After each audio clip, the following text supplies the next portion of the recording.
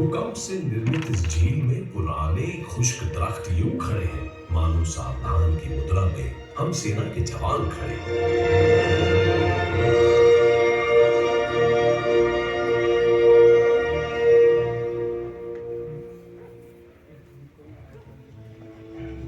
भारत के सुदूर उत्तर पूर्व के माणिकों में एक और माणिक है, पैंगैंग टैंग सो, जो शहर से 14 किलोमीटर दूर स्थित है। ये झील झील नहीं है, एक नाज़नीन है जिसे रंग बिरंगा पैराहन पहनने का बड़ा शौक है।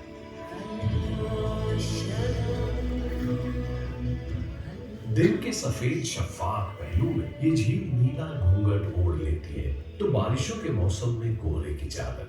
अक्टूबर के महीने में फूल इसके लिबास में रंग बिरंगे गोटे टांकते हैं तो सर्द हवाएं इसे बर्फ का उजला दुशाला पहना जाती है।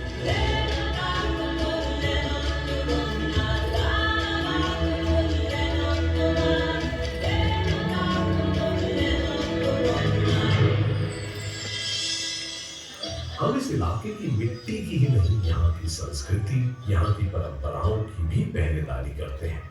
स्थानीय नववर्ष पर तवांग में लोसार उत्सव जब मनाया जाता है तो हम भी खुद को हिंदुस्तान की इंद्रधनुषी संस्कृति में सराबोर कर लेते हैं।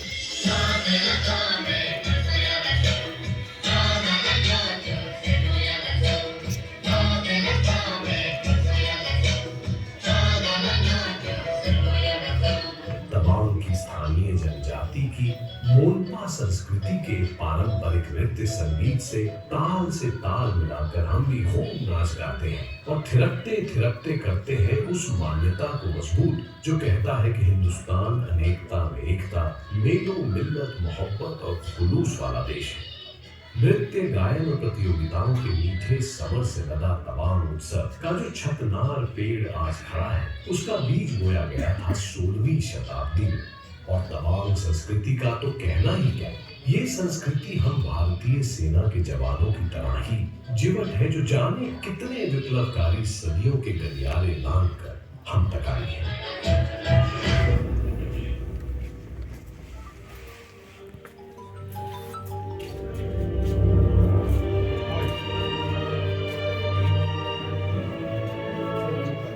तवांग का इलाका 500 से 600 ईस्वी तक मोम पाकिटन के समर्थ शासन के अधीन हुआ करता था। खूब फला फूला था तब ये। फिर यहाँ की सरजमी पर धीरे धीरे तिब्बत और भूटान की हुकूमत काबिज हो गई। 1844 में ब्रिटिश यहाँ के हुक्मरान बन बैठे। ब्रिटिश इलाकों के बाजारीकरण में माहिर थे।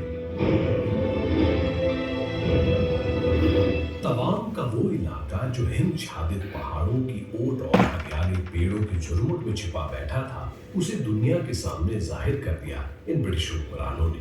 नतीजन इस दिल फरेब इलाके का दीदार करने हजारों की तादाद में सैलानी यहाँ उमड़ने लगे। खूबसूरत तवांग पर सिर्फ पर्यटन प्रेमियों की नजरें ही नहीं बल्कि लोभित नजरें भी पड़ने लगी। शायद इसी वजह से ब्रिटिश प्रशासक सर हेनरी मैकमोहन ने सन 1914 में इस इलाके की 890 किलोमीटर की हदबंदी कर डाली, जिसे हम मैकमोहन लाइन के नाम से जानते हैं। शिमला अधिवेशन के त्रिगुटीय सम्मेलन में तिब्बत, ब्रिटेन और चीन जिसका हिस्सा थे, इन सभी शिरकतदारों ने भारतीय हदों को परिभाषित करती इस सीमा रेखा मैकमोहन लाइन को अपनी स्वीकृति दी। पर जाने क्यों आगे चलकर चीनियों को ये सीमा रेखा नागवार गुजरने लगी। अपनी आजादी के 3 साल बाद सन 1950 में जब भारत ने इस सीमा रेखा मैकमोहन लाइन को वैधानिक अस्तित्व दे दिया तो साल भर पहले चीनी गणतंत्र का आजाद परचम फहराने वाला चीन और भी भड़क उठा। दोनों देशों के आपसी रिश्तों की तल्खियां समय के साथ बढ़ती रही। 60 के शुरुआती दशक में ये तल्खी अपने परवान पर उस समय आ गई जब तिब्बत के धर्मगुरु दलाई लामा अपने प्यारे वतन पर चीन के आधिपत्य को चुनौती देने की वजह से चीन की आंखों की किरकिरी बन गए। और चीन के कहर से बचने के लिए उन्होंने भारत में पनाह मांगी। सदैव सत्य और न्याय का परस्तार रहा उदारमान भारत सत्य के खेमे में खड़े अपने शरणागत को कैसे निराश करता। भारत ने दलाई लामा को अपनी जमीन पर शरण दे दी। भारत ने वो किया जो न्यायोचित था, पर चीन ने भारत पर अमेरिका के साथ मिलकर उसके खिलाफ साजिश रचने का आरोप मढ़ दिया। तत्कालीन भारतीय प्रधानमंत्री जवाहरलाल नेहरू ने पंचशील समझौते की शक्ल में चीन के साथ दर के रिश्ते की तुरपाई करना चाहे। उसी नियत से उन्होंने हिंदी चीनी भाई भाई का नारा भी बुलंद किया। चीनी प्रधानमंत्री चाउ एन लाई ने नेहरू की इस पहल को एक सकारात्मक जवाब दिया, पर वो चीन का ऊपरी स्वांग भर था। अंदरूनी तौर पर चीन भारत पर हमला करने की गुपचुप तैयारी करता रहा और अंततः उसने भारत की पीठ पर खंजर उतार ही दिया।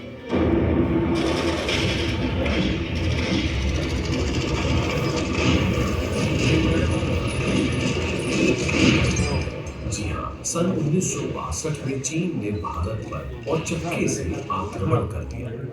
भारत शांति और अहिंसा की प्रतिमूर्ति, बुद्ध का भी देश था।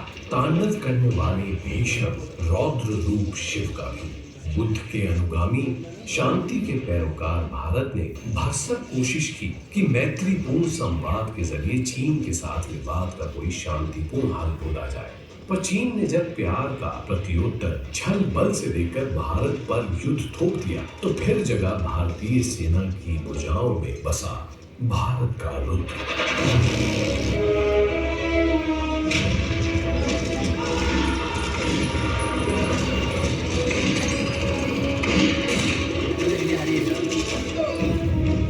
लंबी परातंत्रता और विदेशी आक्रांताओं के आक्रमण के लंबे सिलसिले से भग्न चोटिल भारत अपनी आजादी की उन्मुक्त हवा में खुद को पुनर्गठित कर ही रहा था कि मौका परस्त चीन ने भारत पर हमला बोल दिया। तब आजाद भारत की सैन्य शक्ति अपनी बाल्यावस्था में थी, पर चीनी हिंदुस्तान के बाबत ये भूल गए कि हिंदुस्तान वो मुल्क था जहां हक और हुकूक के लिए एक नन्ही चिड़िया भी बाज से लड़ने का बूता रखती थी। ए मेरे वतन, मुझे तेरी कसम, हम अपना फर्ज निभाएंगे। अब तलक जिए बस तेरे लिए, बस तेरे लिए मर जाएंगे।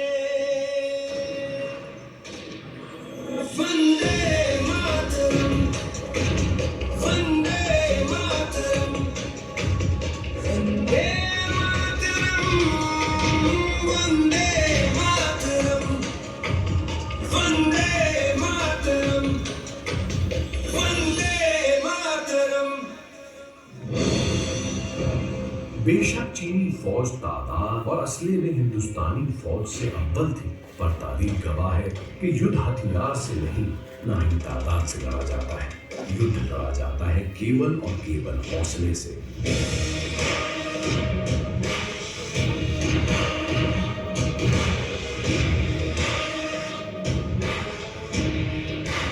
और हिंदुस्तानी सैनिकों का सीना तो हौसले का सबसे बड़ा सरनामा रहा है।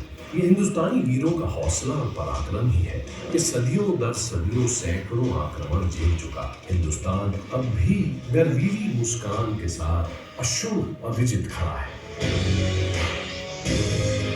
हिंदुस्तान हिंदुस्तानियों के इसी कभी न हार मानने वाले जज्बे पर मशहूर शायर इकबाल ने क्या खूब लिखा है। यूनान, मिस्र, रूमा सब मिट गए जहां से, बाकी अभी तक है नामो निशा हमारा। कुछ बात है कि हस्ती मिटती नहीं हमारी, सदियों रहा है दुश्मन दौरे जहां हमारा।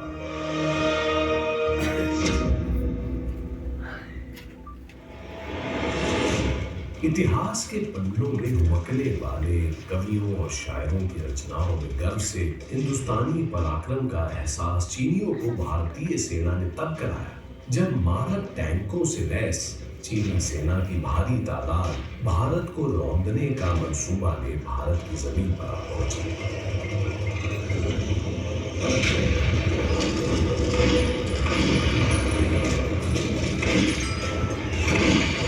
1962 के इस तांडवकारी युद्ध में भारत ने बेशक जान माल के नुकसान के लिहाज से मात खाई, और उस युद्ध में मनोबल के मामले में, पराक्रम के प्रदर्शन के मामले में भारतीय सेनाओं ने चीन को अपना जौहर खूब दिखाया।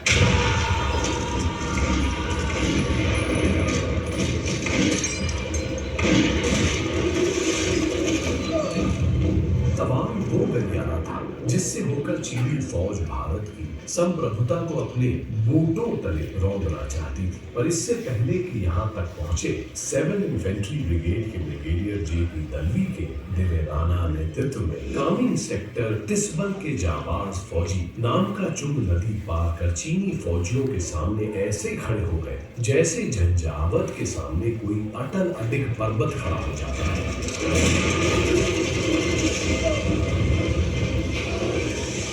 तवांग स्थित ब्रिगेड के अंतर्गत भारतीय सैनिकों की केवल 4 इन्फेंट्री बटालियन थी और सामने थी चीनी फौजियों की 24,000 की भारी तादाद।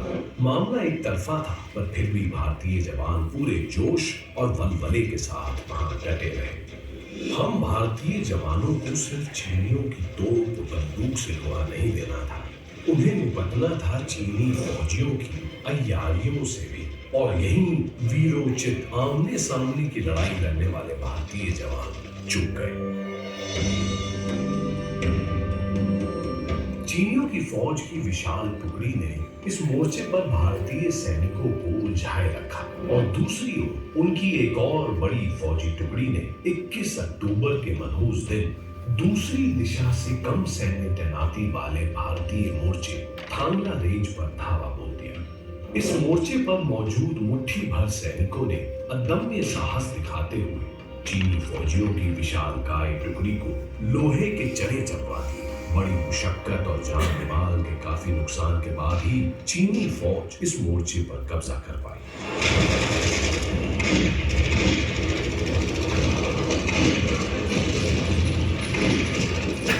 चीनी फौज ने थांगला रेंज की ओर से हम पर जोरदार हमला कर दिया है। मेजर पंत के नेतृत्व में हमारे जवान उनके नापाक मंसूबों पर जमकर चुनौती दे रहे हैं। हमने काफी नुकसान पहुंचाया है और हमारे भी कई जवान शहीद हो गए सर। जब तक धोला पोस्ट पर महावीर प्रसाद जिंदा है, इस पोस्ट पर भारतीय तिरंगा लहराता रहेगा।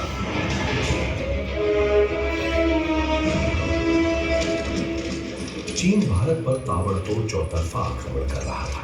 इसने 23 अक्टूबर को आसाम राइफल्स के पोस्ट बोलना पर भी जोरदार हमला बोल दिया। इस पोस्ट की कमान सूबेदार जोगिंदर सिंह के हाथों में थी। सिंह, क्या खबर है? चीनी फौजियों ने हम पर तीनों तरफ से हमला कर दिया है। वो 300 की तादाद में है और हम 30, और फिर भी हमने हार नहीं मानी सर। हमने उनके कई सैनिक मार गिराए। शाबाश जाबाजों, तुम किसी तरह थोड़ी देर और मोर्चा संभाले रखो, हम रिइंफोर्समेंट भेज रहे हैं।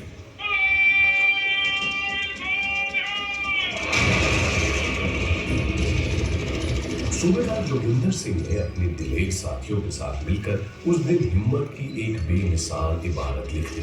दुश्मनों से लड़ते लड़ते उनका गोला बारूद सब खत्म हो गया। बचा तो सिर्फ हार न मानने वाला हौसला। इसी हौसले के बलबूते वे अपनी प्यारी मातृभूमि के लिए मौत से निहत्थे हाथापाई करते रहे। जब तक एक भी भारतीय जवान के जिस्म में सांसें हुमकती रही, चीनी फौज उस मोर्चे पर एक कदम तक न रख पाई। ये शेर दिल अपने दुश्मनों का दिल दहलाकर जब निष्प्राण हो गए, तभी इस मोर्चे पर चीनी ध्वज लहरा पाया। सूबेदार जोगिंदर सिंह को उनके अदम्य शौर्य के लिए मरणोपरांत परमवीर चक्र से नवाजा गया।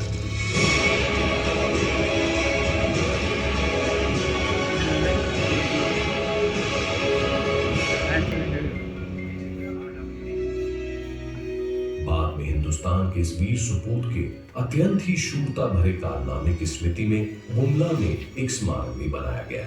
आज भी उस स्मारक में मौजूद सूबेदार जोगिंदर सिंह की आदमकद मूर्ति गर्व की प्रतीति कराती है।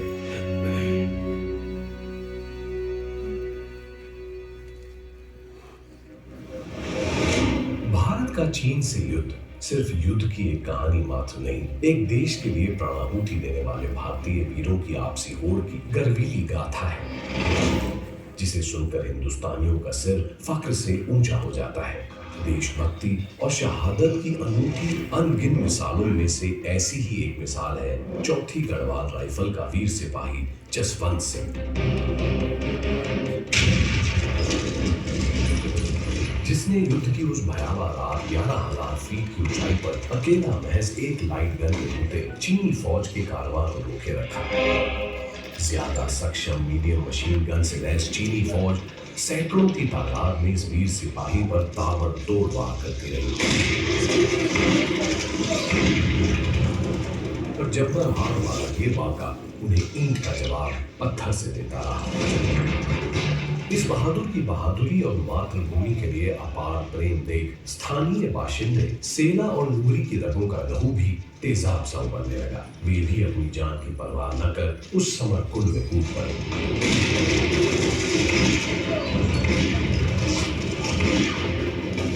जसवंत सिंह अपनी बंदूक से एक एक कर दुश्मन को बेजान करता रहा और जब जसवंत सिंह की गोलियां खत्म हो गईं, तो उसने निहत्थे ही चीनी फौज पर धावा बोल दिया।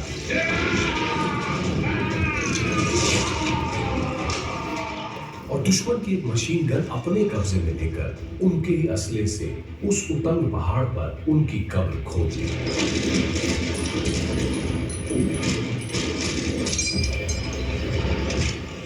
जसवंत सिंह के अदम्य साहस के आगे दुश्मन टिक न सके और 300 चीनी सैनिकों की लाश के रूप में अपनी पराजय का साक्ष्य छोड़ वे भाग गए।